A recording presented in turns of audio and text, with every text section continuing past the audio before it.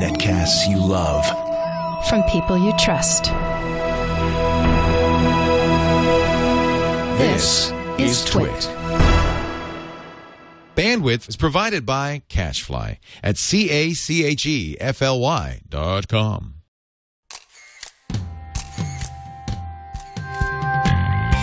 This is TWiT photo number 45, recorded February 21st, 2012. Trey Ratcliff. TWiT photo is brought to you by Audible.com. To download the free audiobook of your choice, go to audiblepodcast.com/TWiT photo. It's time for TWiT photo. Leo Laporte here, and normally TWiT photo is hosted by the wonderful Catherine Hall, catherinehall.net. She's still got a great blog and a great site. She's actually out of town today, though. She's at the WPPI conference in Las Vegas. That is I believe it stands for Wedding and Portrait Photographers International. And it turns out to be a massively important congress that's held each year in Vegas. And Catherine's going to come back next week with coverage of that show. She's having a panel on portrait photography, and it's going to be really cool. But you know, when Catherine is not here, when the cat's away, the mouse will play. And I brought in my absolute, I have to say one because I have so many favorites. Favorite photographers, and actually one of my favorite people in general, Trey Ratcliff. Well, thanks. That's kind of you, sir. Hey, Trey. Nice to have you. I'm great. I'm thrilled to have you. We're not going to have a guest. You are the one and only. You've been here on the show many times before, but never by yourself. And I felt like that was kind of unfair. We'll have fun. We're not going to be at this cool conference that Catherine's at. Who knows what they're doing there? I think Do you go to photo conferences? Is that no? I've never been to one my entire life. But I'm sure at this one they have some sort of class or seminar on like how to Gaussian blur your mother-in-law, or who knows what happens at these wedding conventions. And you don't need that? No. You don't want to Gaussian blur actually, your mother-in-law? No. But I don't do that kind of photography. Nothing wrong with a little Gaussian blur to take a few years off. Have you ever done portrait photography? I do. I do all kinds of photography. Once you're a photographer, I think you like all kinds of photography. I'm known for a certain style, but I like all kinds. And the reason I don't go to conferences is maybe strange, but I've never been to one. And I feel like, and maybe this is not correct thinking at all, but my philosophy behind it is that I'm afraid that even though I'm an independent thinker in this sort of thing and creative, and I kind of spiral off into my own way, that if I go and hang out with other photographers, which I do enjoy, I do hangouts and this, but if I go into these situations that I will accidentally start thinking like everybody else. I think it can be sort of insidious, and it can happen when you don't notice it. Like, for example, you might go into a forum, a photography forum. You know, photographers love to talk. And maybe there's all these threads about color calibration, right? And before, that wasn't even on your radar. But you see all these people talking about it, you go like, oh, color calibration, that must be really important. You know, I better get going. Maybe I should be worrying about color calibration. Let me get a spider quick. Right. But you know, that's really maybe a waste of your brain cycles. Maybe you should just be off, spiraling off on your own, making mistakes, coming to your own. And this is kind of the place I prefer to be. Trey's website is stuckincustoms.com. And if you haven't been there, you must go there right now, stuckincustoms.com. We'll wait. Go ahead. Because it is just loaded with gorgeous photography. You do every day another photo on there. You're also very active on Google+, Facebook, Twitter. You make sure that the social networks also have new photos every day. I mean, I don't know how you have time to take pictures, to be honest with you. But it is in fact, there's a picture of our studio. This is an HDR you did of our studio some time ago that I just love. There's Eileen running the board. Now, this is what you're known for, right? Well, HDR first and foremost, right? High dynamic range photography. Yes, although I think any artist hates to be categorized. I know, all right. I think I have my own take on HDR. It's a technique that I use in the photo. But I do so much to the photo after I start with the HDR process. That's like step 2 of 10.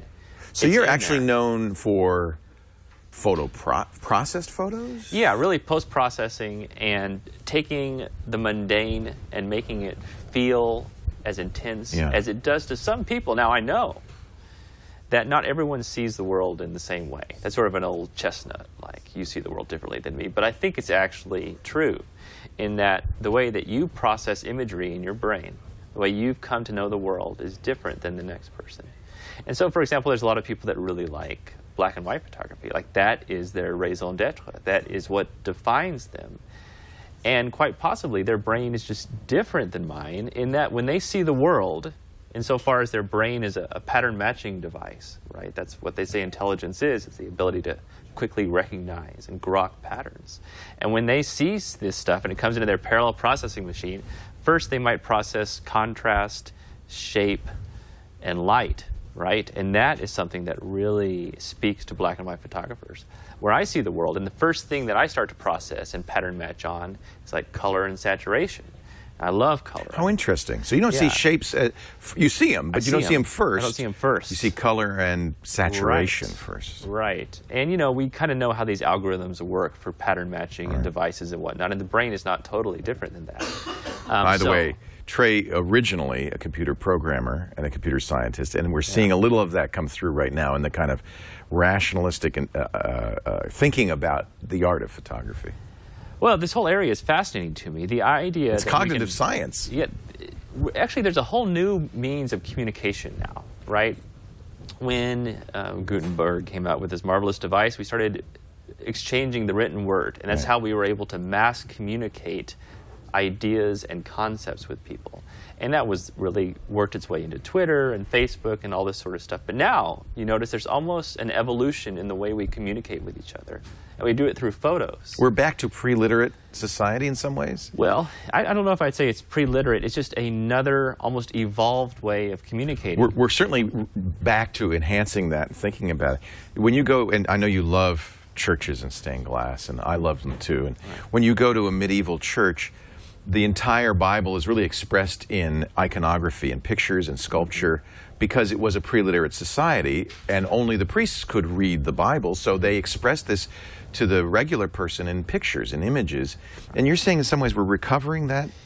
We are, and there's a perfect confluence of technology now with social networks, because a picture works for the 6 billion people out there, where if you say something rather prophetic, it might only appeal to the 800 million people that speak English. Very interesting. So a photo that goes up, it can be very popular in China, in Japan, in India, in the United States, because we are humans. Right.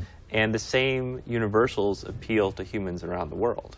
I hadn't really thought about that, but you're absolutely right. That language can be a barrier to communication instead of the means of communication. Yes, that's why American movies and cinematic things and... Well, and that's why Tumblr and Pinterest maybe are so popular right now as social networks, because they're very... And Instagram, I left out one of the keys. Right. They're very photo-focused. And I notice even when I use Path that I don't really want to do a text... And I'm only posting to English speaker because they're my friends. Right. And I still want to use a picture... Is it that a picture speaks 1,000 words? That's such a trite saying. Well, in a way, now it speaks really 1,000 unique words for every person that posts it, because maybe I have a certain style that's developed over time. And you might notice, like when I put something on Path or on Facebook or on Google+, that it has a certain take. Like, this is how I see the world, right? I'm not just saying... here's a pretty picture. Right. This is how I see the world. And so it's very personal. It's almost like I'm writing delicate prose, and I'm coloring it with my own adjectives and my own adverbs, and I have my own style of writing, right, which people have developed over time. People have developed their own style of photography. Wow. And people are coming to know this. Everyone is doing photography now, it seems, and they can come and arrive at their own style and share that with the world. And it's a very meaningful way to communicate with your family and your friends. So I have two things, actually many things I want to do with you, but I have two things I want to do with you when we come back. We're going to take a break. Okay. Trey Ratcliff is here, stuckincustoms.com, one of the world's best-known photographers at this point. And it's all happened in just a few years because you have had such a strong voice, and your voice is so widely appreciated by so many people, and you use the social media and the internet so well that you've really become one of the foremost photographers in the world in just 3 or 4 years. All because of a clerical error. But I would like to ask you a couple of things. One, how does one develop that voice? I'd love that for all of us to learn a little bit more about doing that. And why don't you pick some pictures that you can show? You have the ability to project on the screen. So pick some images that you think are particularly speak to you, and they're particularly good examples of that. So we'll go to Stuck in Customs and take a look at some photos in just a bit. Okay. Then I also want to talk maybe about tools of the trade. And you have your camera here and some very weird stuff on there. I'd love to talk a little bit about Also, that. here's a teaser we could talk about. We have many photo walks coming up. Oh, good. On one of them, we're going to be giving away a Lytro, and we're going to be bringing dozens and dozens of Lytros to a huge photo walk. But that is a teaser. You've used a Lytro. I know nothing. All right, when we come back. Wow, that is a good teaser. I like that. Before we do that, though, let me talk a little bit about Audible.com. I just finished. It's a bittersweet moment when you have a great book and it's done, isn't it? And it's just one of those. You loved being in that world, and that world is over. But boy, and then you look back and say, what a great experience I had. I just finished, and almost all my books are listened to. By the way, I'm a big Audible fan. I think you are too. Oh my gosh, I think I might read twice as many books as you on Audible. I consume that stuff voraciously, and I have got a whole litany of suggestions. Oh, good. Well, we'll get some that would sink the Titanic. I just I'm finished. excited Have about you this read ad. the Stephen King's 11/22/63? I just finished that. No. And I cried at the end. Somebody, I think it was Paul Thurrott of our Windows Weekly show, said, you know, I'm worried as I read a Stephen King book because sometimes they don't end well. Not they end poorly, but he's not great at concluding. It's interesting. His son suggested the ending to this book, changed the ending for his son, and it is beautiful, and it is a perfect book all the way around. And it is one of the best performances I've ever heard. Craig Wasson, who's a well-known actor, he was in Body Double, the Brian De Palma movie, narrates this and he uses accents. He actually uses impressions. There is a guy in this book that sounds just like Kirk Douglas. There's another guy in this book that sounds just like Jimmy Stewart. It's a little weird, but it's great. And there's an Arnold Schwarzenegger in this book as well. But he's just really great with the accents. He's really a beautiful reader. He performs this book. And that's one of the things, and I bet you agree, that I love about Audible. It's not merely reading a book. It is a performance of a book. It is. These voice actors they get are often amazing. Oh, incredible. And, you know, I think I first realized this when I listened to The Alchemist, and it's read by Paul Coelho's book. I haven't listened to this. Yeah. It's worth a listen. It's short and sweet. And a good read. It's a light story, but it's very meaningful, especially if you're interested in this artistic side of yourself. That's a great starter. The Alchemist. P-A-U-L, Paul. C-O-E-H-L-O. He's Paulo Coelho. He's Paulo. He's Brazilian, I think. Yeah, there it is. Yeah, he's fantastic. All right, now we're going to tell you how you can get that for free. Jeremy Irons. No. Oh my gosh. I love Jeremy Irons. It's like he vibrates your soul while he's talking to you. And Web2239 says in our chat room that he does Lolita as well on Audible and does a great read. And I'll make another suggestion with another amazing voice actor. The Name of the Wind. Another one I haven't read. This my is great. gosh. Now, I make my friends read that if they want to level up in my frienditude. All right, I want to level up, so I'm going to download that right now. The Name of the Wind? The Name of the Wind. It's written by Patrick Rothfuss, and Patrick is teaching us all. What kind of book is it? What is it? It is, I think he would hate to be categorized It's day as one well. of the King Killer Chronicles? Yes, there's only 2 books out now of the trilogy. He's working on the 3rd one right now. He is an amazing just gift from heaven that's floated down. Is it a fantasy? Yes, it's sort of medieval fantasy, let's say. And I would hate to say, I'm not even going to say Harry Potter for grown-ups, but it's because that just fills your mind with certain. I'm sorry, Patrick. I never should have said that. There is a certain serendipity in this because you know what? I had this on my list because yesterday on Google Plus I read somebody say, "Oh, you got to read this book." Yeah. I don't like fantasy books, and it changed my opinion entirely. You might have think you've read so much fantasy, right? Right. You've read The Game of Thrones, which is fabulous. I'm reading it right now because I want to get ready for HBO's. You know Lord of the Rings. So you think, oh, I know all these plots. I know swords and sorcery and magic, and I'm tired of it all. How could it possibly be remixed into something new? But The Name of the Wind, it will change you. I just bought it, so actually I had a credit. Now, this is the beauty of this, by the way. This is a 1-credit book, 27 hours, so this is a great deal. The Paul Coelho is a lot shorter. You might want that, too. I'm going to give you one book. Here's the deal. You go to audiblepodcast.com/twitphoto. And you're going to sign up for the gold account. That's a book a month. Not nearly enough, but it's a good start. A book a month. And your first month is free. Your first book is free. You can cancel at any time, so you don't have to pay a penny if you cancel before that first month is up. And you get to keep the book forever. So I just literally, I had one credit. The Name of the Wind is now. You know what's cool is I use the Audible app. It's on iPhone or Android, and it's in your now. On the phone I just say download it and I have it. I start listening to it. It is fantastic. I want you to try it. audiblepodcast.com/TWiT photos. Good enough for Trey. It's good enough for everybody. I just bought that book. I'm going to listen to it. Oh, I can't wait to I'm in hear the middle reaction. of Clash of Kings, so can I finish Clash of Kings? You can finish that. Okay. This will be a nice after-dinner drink for you. I just recommended it to Brian Brushwood. He's Schwood's really another leveled big up. Audible guy. He leveled up? In if my I don't friendship like it, do I matrix. level down?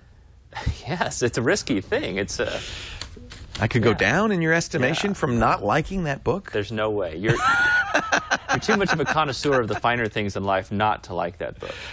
P. Brent Young said, I signed up for a chat login just to say amen to you. So he agrees. And Patrick, once you like that, Patrick Rothfuss was on a recent Trey's Variety Hour. We talked to him all about art and the creative process. Oh, my God. And it was a real thrill for me to have someone that I kind of idolize on This is one of the things that's really cool about Trey is that you have parlayed your fame, your success. I know you're modest, and so you're not going to accept this, but your success as a photographer into meeting so many interesting people. And Trey brings them to our network. This is a brand new show on our network, Monday nights, 7 p.m. Pacific, 10 p.m. Eastern. It's called Trey's Variety Hour. You do Google Hangouts. There is Daniel Suarez, who wrote Demon and Freedom TM. I was on that show a couple of weeks ago. Fantastic show. So I don't know if we have Patrick's show on our... You do. We do? Yes. Show number 22. Awesome. So it was 2 weeks ago. 3 weeks ago. 2 weeks ago. That's right. Awesome. That's right.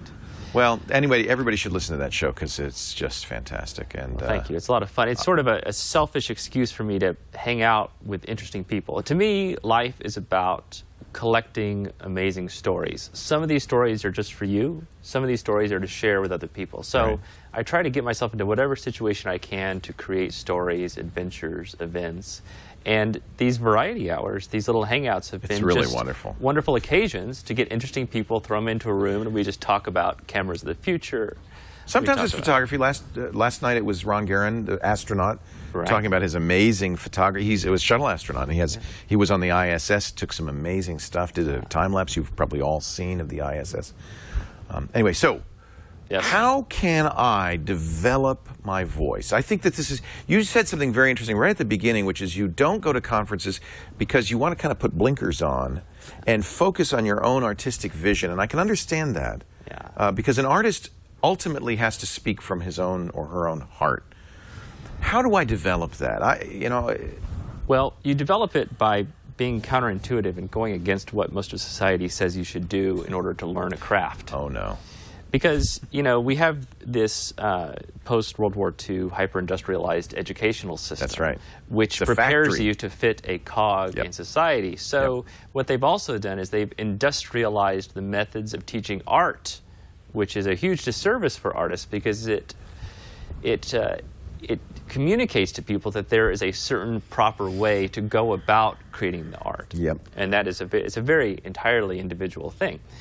And so, unfortunately, people are like, okay, I don't know what to do. I don't know how to get started. I don't really understand the manual. I think I should read the manual. They read manuals. Yes. And I think that a lot of these things that say, like, do these 10 steps and you can produce this kind of picture, do these 5 steps, you can produce...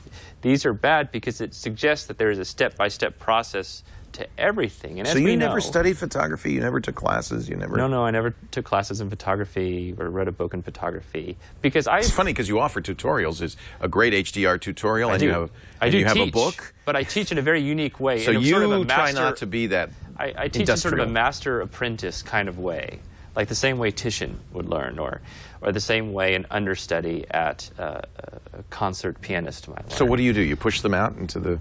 Right. We push them out to make mistakes. I talk a lot about the artistic process, the importance of just kind of going against the grain when it comes to how other people learn things. So give me an assignment, Sensei. I need to develop my voice. Yes. Well, the first thing is to understand that inside every human and you is a... Thanks for I don't mean giving me my own category. I appreciate that. I'm trying to speak in the abstract and have it practical to your world, right? Yes. Is that you understand what is beautiful. right? You know the difference between something that is interesting and something that is banal. Yes. And this is something that people may not even realize about themselves. Now, or trust. Or trust. You right? have to listen. Now, the question is how do you know when you're arriving at this beautiful spot for your own art? Well, you will come there in your own time, and it may take you longer than other people. For example, if you go out and take 100 photos of whatever, let's just say you're just walking around the street, say you're looking at everything from parking meters to potted plants to park benches to people, whatever it is, just take pictures of anything, then get back and pick the best 5. All right? That simple culling process of throwing out the 95% junk or mistakes or experiments and keeping the 5 best, there is something in there. There's something in your brain telling you that this was composed better. Your brain knows the golden ratio. It knows. You don't need to learn that, you're saying. No. You know this stuff. And then as you keep going out, say like, oh, I kind of like being outside. You know, I think I kind of like sunsets. I think I'll go take more pictures of sunsets. Then you'll accumulate 100 pictures of sunsets, maybe over a few days, and you'll throw out 95 and keep the 5 best. This rinse and repeat process, everyone can arrive at their own personal beauty, their own style over time. Don't listen to critiques necessarily. If you're really unsure and want some feedback and this sort of thing, critiques can be good. But keep in mind that most people that give critiques, especially on the internet, are complete morons. And you can't tell the difference between a good critique and a bad critique. It's true. How do you know? And if you're young or even older and just getting into the sport, you're well-meaning, but you're like a sponge and you soak it all up. Yeah. And you can't tell the difference between good advice and bad advice. There's these wonderful examples where they take these classic shots. They did this recently. Yes, and they put them on Flickr, and they just get these ridiculous YouTube-ish comments. And I think it was a famous Henri Bresson a picture of a staircase and a blurry bicycle. Right. And people, they said, oh, this is terrible composition. While you're out of focus, what the hell are you thinking? Right. This is one of the most famous pictures of all time. Yeah. So there is we probably give this advice as well on the show, which is post on Flickr and get feedback, enter competitions and get feedback. You think this is a mistake? Yes, I don't like almost any contest because it's a contest over something that's purely subjective, and it depends on the mood of the judges. Art is absolutely subjective. Huh? If it's a contest with sort of a fun prize, you know, without money attached to it, if it's just sort of for fun and for learning, then contests are great. But once there's prize money or things attached to it, I think it can become a little bit corrupting. The nature of friendly competition within the spirit of cooperation and learning together, those are the best sorts of competitions. If you do a search on Flickr for Cartier-Bresson, and the title is Mario's Bike, and you can find it. It was submitted to the Delete Me pool after people said this is terrible. There it is, world famous. I mean, this is one of the most famous images of all time. And who knows how this warps so many young, well-meaning Imagine photographers. If Bresson had gone to Flickr when he started out and had been stunted by people saying, "Oh, you got no talent. Get the hell out of here." Yeah. Yeah, it's crazy. But if you do have access to like a Zach Arias or Catherine Hall or some good someone people, that does or know, Trey Ratcliff. But I will say something on their behalf. I don't think they would mind me saying this, is that I get countless emails asking me to look at their photo. Right. Okay? Sometimes it's just for a critique and it's innocent enough. But a lot of times people want my approval.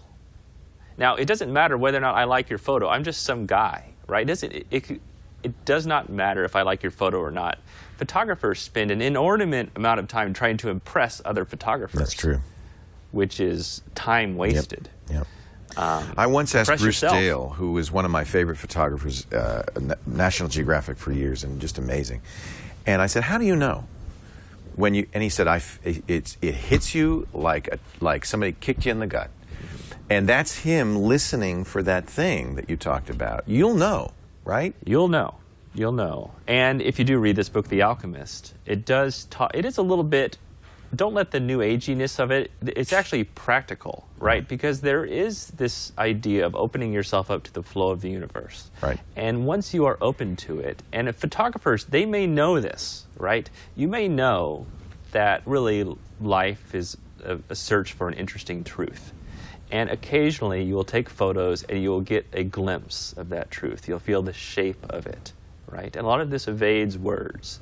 Words get a little slippery around these things, but you know the truth and beauty when you see it. And over time, you can start to see more in the beauty and truth of the universe by opening yourself up to this artistic process. And if you get too engrossed with the science or the tech of it or the optics of it, you'll never execute on the poetry that you want to bring to yourself and bring to others within your world. So you put yourself out there a lot. You post a lot of pictures, at least daily pictures. Do you just not care at all what people think about them? Well, there's an interesting duality within humans. And I think it's important to have a balance in this duality.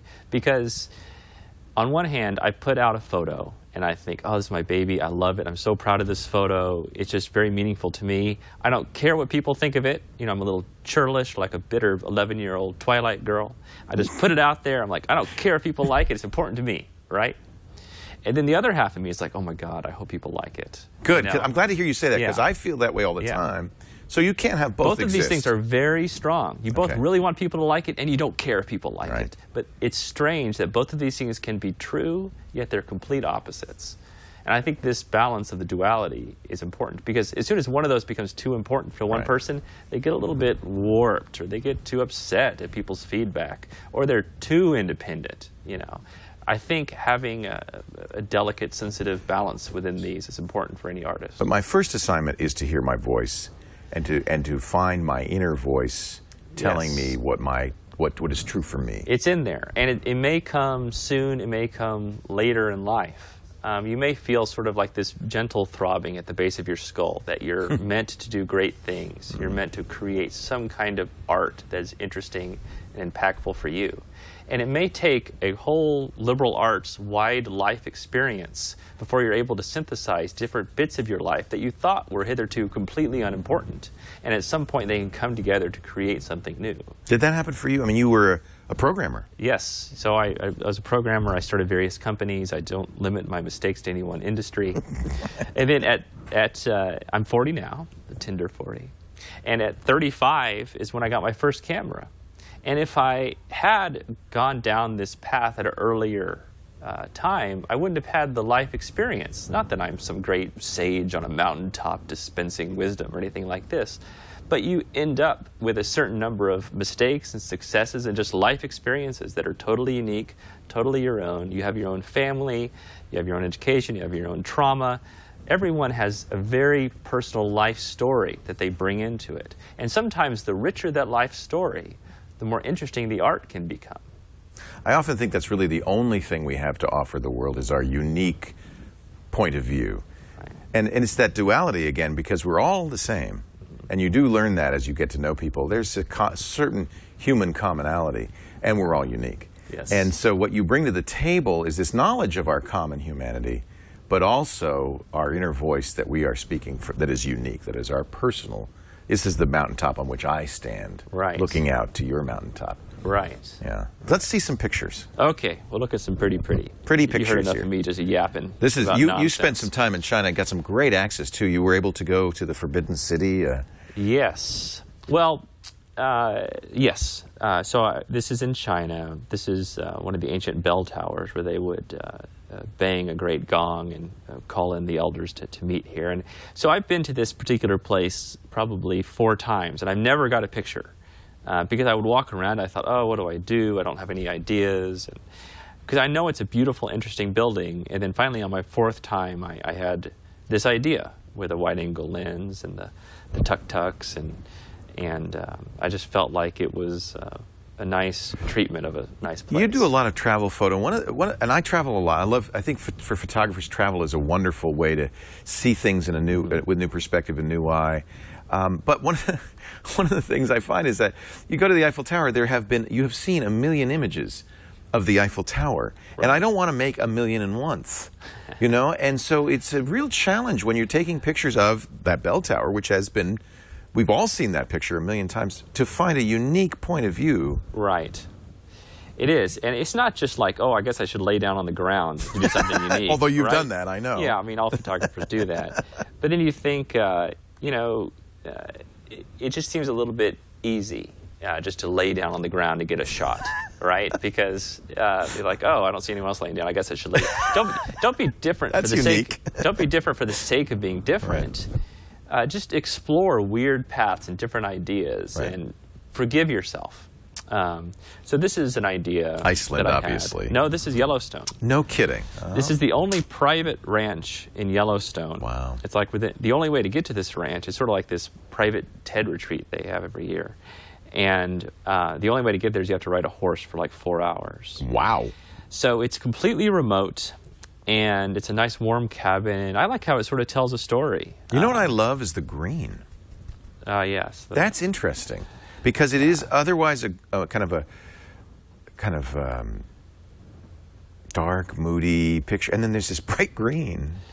Yeah, so I love that choice, I think. I'm quite influenced by painters, and Renoir, who's one of my favorites, says you should always you know, have something that's almost like a mistake or something you're not telling people in there. Because little people mystery. Will fill in those gaps with their own experience. This is in Queenstown, New Zealand. This is, I think, one of the most beautiful roads in the world. You're moving there. I am moving. Are you moving there yes. because it's so beautiful? That's one reason. There's many, many reasons, though. That's a big one. So you're in Austin right now. We're yes. so sad that we're going to lose Trey. Well, I'm on the internet, so don't worry about it. When you're in the internet, you're everywhere. When do you make New Zealand your home? We move out at the end of March, and then like we got one of those big 40-foot shipping containers, you know, that we got to put on a boat, like we're a Chinese 8 months exporter. later, you're going to get that. You know? It's gonna take 8 weeks. And, yeah, that's what they say. Yeah. Good luck. Yeah. So we'll just travel. It's called around. the slow boat to Wellington. Yeah. Wow.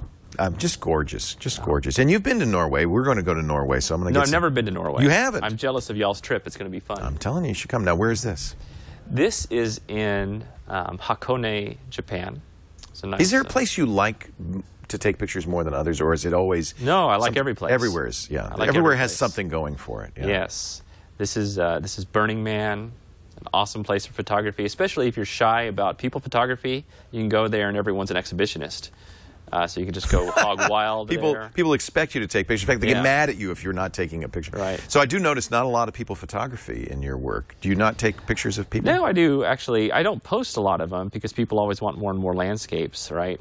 But that's what you've made your name as a travel photographer, architectural photographer. There's a person. Yeah. I do people all the time. I love people photography. That's a gorgeous shot. Once you like one kind of photography, you like all kinds of photography. Right. And actually, when you're in these places, and this is sort of a dangerous thing, if you're into landscape photography, you can forget to take pictures of people. But the people pictures are just as important for remembering the event because it's something more natural, more organic. It brings you back to that location in sort of a different way, and in so many ways you do take these pictures for your own purposes. There's a rare model shot for you. That's not something I've seen a lot from you. Yeah, I love shooting models, and I do a little bit of everything. Yeah, actually, love this. You know, now this might that's sound strange. Iceland. Yeah, I don't really care if I'm shooting a girl or a horse. As you shouldn't. Right, it's all interesting. Oh, check this out. This is Hans Zimmer's studio. Wow. He's going to be on an upcoming Trey's Variety Hour. Oh, he is amazing. Of course, the great composer who's, if you hear his music, you know immediately who Hans Zimmer is. Yeah. Here's an example of someone who has a very distinct style. There is a Hans Zimmer style, and that's probably his expression of him. And so I have a huge article. I've gotten to be really good friends with this guy, and I'm so honored because he's is a guy that I idolize. And I have this long article on the website about my day with Hans Zimmer in his studio, and I've spent a few with him now. But he got into music the same way I got into photography, is that he leapfrogged right to digital. He does everything on a computer, right? And he says he'd be useless doing music the old way. So he composes the whole thing on a computer, and then he goes to the London Symphony Orchestra has them play it. and has them repeat what he did on the computer. Let me see this. This is his studio. That doesn't look like a studio. It looks like a Victorian living room. Yes, he calls it his little boudoir. That's where he works. Yeah, that's his How studio. luxurious Isn't is it wonderful? That's where he composes the music. There's right some. there. There's some stuff. Yeah. Wow. He's a great guy. Very inspirational. How do you get to know all these people? Or do they seek you out because of your beautiful images? Well, or? you know what happens, and this is kind of unexpected. You mentioned how I'm very vulnerable. This is the key to life, I think. That as you seem to have zero ego. Oh, I'm very thankful. I can't believe anything, all this good stuff happens to me. I really can't believe it. I'm like a little kid. You know, I get excited every time I get on a plane. I have my toys in the pocket and look out the window. I mean, everything that happens to me, I cannot believe it. I'm honestly so happy. That's actually good. You preserve your childlike innocence. Yeah. And so when you open yourself up and you're kind of vulnerable and you make mistakes freely and you talk about your mistakes and then you talk about your successes in not in a humble way, but you just kind of just talk. You're a regular person. What happens is that there's all these people out there, right, that are watching you, and they're always silent, right? You only get comments from like less than 1% of people. I think that's true. Right? Yeah. There's a 99% people out there who are drinking all this stuff in, and occasionally you may say something that resonates with them, and then they have a connection with you. And then at some point in the future, maybe a month down the road, maybe 5 years down the road, I will hear from them and say, hey, Trey, you know, I'm doing this thing. Like, for example, I mentioned in passing that I'd like to rent a house in the Caribbean. Okay. Well, this guy that's been my fan, this silent fan for a really long time, has offered up this multi-million-dollar estate for me to stay in. Because I've said personal things in the past that have just resonated with him. He feels like he knows you. Yeah, and so now I just kind of have interesting people that come into my life that have, you know, we can come together and make something better. So that's kind of happened with Hans Zimmer, with Tom Anderson, who's a good friend. He's around here somewhere. Maybe he'll come sit down with us. He's very private. Yeah, he is private. He's the friend everybody had on MySpace. Yeah. The friend everybody had. Yeah. The one friend. No, but I'll tell you a very interesting story about Tom. Is Tom here? And I. He come back? He was starving. There he is. You want to join us, Tom? Please. I'm going to tell a little story about us, okay? I'll listen to the story before I join. Okay. He says, I'll listen to the story before I come in. Okay. So Tom, we're both 40, right? Yeah. And it's very hard to make friends with other men when you turn 40. Okay, by the time you turn 40, it's strange, right, for guys.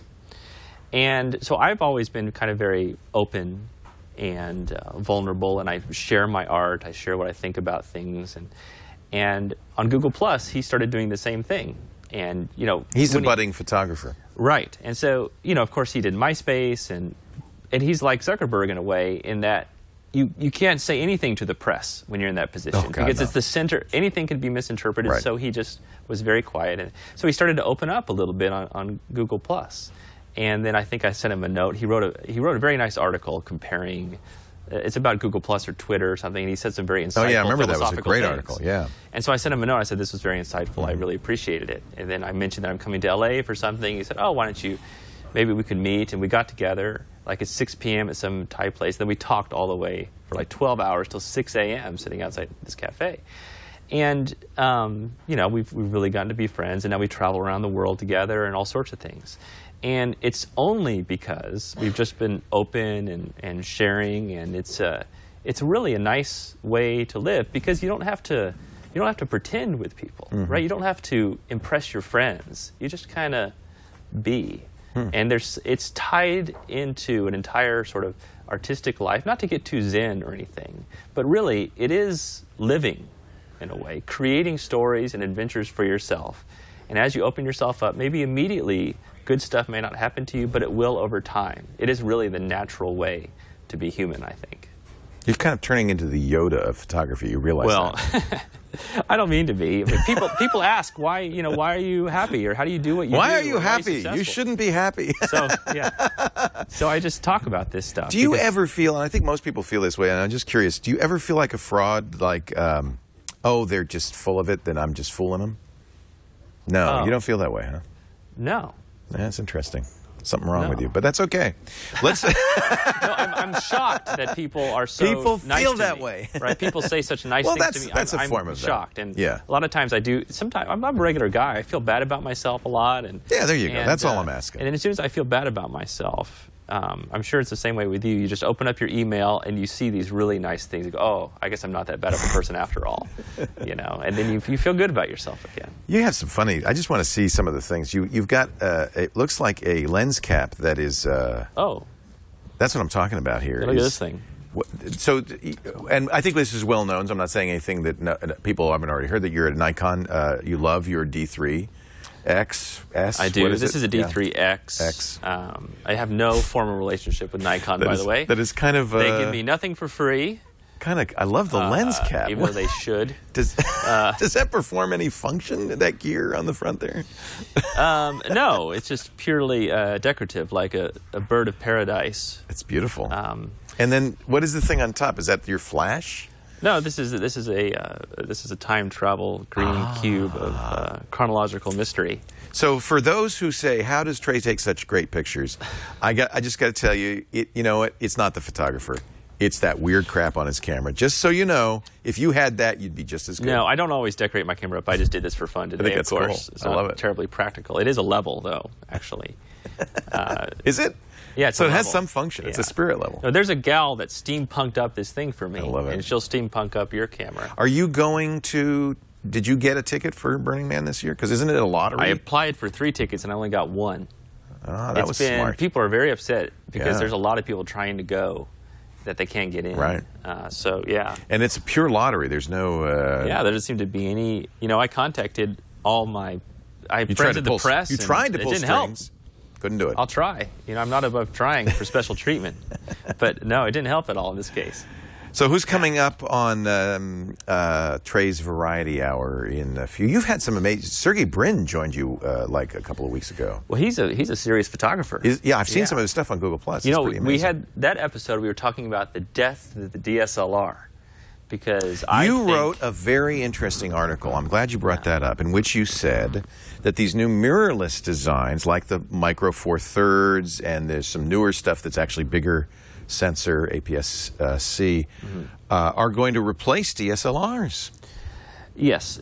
You know, the reason that these DSLRs are so big is not because they're necessarily awesome. They've got to have a big area so that this mirror can flip up and down in this old Da Vinci-esque device kind of way. It is, a right? little Rube Goldberg. So it's how a DSLR works. You look through the viewfinder, and then the mirror redirects your view through the lens. Yeah. Single lens reflex. But we want that because we're seeing what the camera's seeing. Yeah, you're seeing what the camera's seeing. So how do you see that on a... Well, the new ones, they do have electronic viewfinders. They have taps, video taps, which I hate. It looks crappy. Well, you should try some of the newer ones. Okay. Because I think a lot of us have a bad idea of electronic viewfinders because they're really laggy. They're low, like, pixel count. They just... Yeah, but they're getting better and better and better. Okay. And sometimes they have a little bit of problem with dynamic range. Like if it's a really bright situation, it may not be perfectly clear. What kind do you like? I mean, I noticed you're still using an SLR. Yeah, I'm going to probably... When I wrote that article, people thought, oh, Trace said DSLRs are dead. I didn't say they're dead. I said they're dying. They're about to be replaced by newer technology. I think that's a safe bet. I didn't really plan on buying any other DSLR-type equipment. This is your last DSLR, you think? Well... I found a loophole in what I said. The D800. Because the D800, I had to come up with a loophole. But the thing is, okay, look at this. Check, this is ridiculous. So you have ordered a D800, I take it. Well, I pre-ordered 36 megapixels. Yeah. But see, the thing is this, so this is a D3X or whatever. It's like $8,000. Right. Ridiculous. Right. And it's huge. That thing weighs a ton, even without the oh, yeah. It's got its own weather system. And so the D800 is only like $3,000. It's less than half price. So when I said I would never buy another DSLR, buying indicates that you're going to lose money on the transaction. So I can sell this maybe for half price and still make $1,000 and have a better camera. So that's my loophole. Oh. That's my loophole. So you are excited about the D800? Yeah, it's going to be good. But that may be the end of the DSLRs because I think that Sony is going to come out with something amazing later this year. These NEXs are very interesting. The NEX7, which is almost as expensive. Yeah, and I think in that Hangout, Sergey was talking about the NEX5. You can do once. That's a middle ground that's actually pretty good, I think. Yeah. Right. APS-C size sensor, so you're not full frame, but you're still pretty big sensor. Right. Right. So this is just an area to look out for because these things are going to take over. Tell us about the Lytro. Well, I'm not going to talk much about the Lytro other than to say we're having a photo walk. You're not going to say a thing, are you? No, I'm very good. I'm the best secret keeper in the world. I really am. You have used one, though. I don't know. This is the camera, for those who don't know, that allows you to change the focus after you take the shot. So here, Brian is showing us, you can focus on that ball in the foreground or in the background. And it does it, I have to say, in my opinion, in a somewhat kludgy way by having basically multiple images, right? Well, I think... And you have to use a special player. You can't, you have to embed this in a player. You can't... Yeah, I don't know if that's really a good way to describe the tech behind it. These are called these light field cameras. And who knows the final iteration of how these cameras will make it into consumer goods. Right. But if you come on this photo walk, we're going to have dozens and dozens of them out there for everyone to play with. And we're going to be giving away a freebie. This is in Monterey.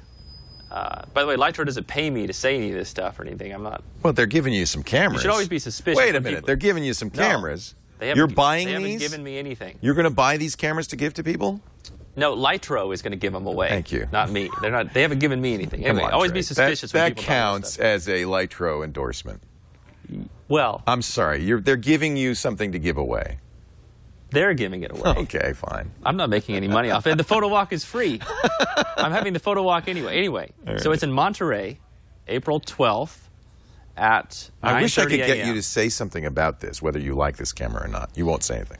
Well, it feels like a dark period. It feels like right a big now. fat gimmick to me, but okay. Well, it's a good question. It's a valid point. Is it a gimmicky? Is it a camera that you can only use in a given situation? Yes. Like for a close-up type shot? Maybe. And it's the size of a kaleidoscope. It's like you're carrying a kaleidoscope around, a square kaleidoscope with it. Well, someone like me is not going to replace this. No. Right? No. But I'm not a typical photographer. Right. And I will recognize that this is early days, and if they can get this in a smaller form factor. Right. Somebody said every camera at some point will be able to do this. I do believe that at some point, some camera will let you change focus.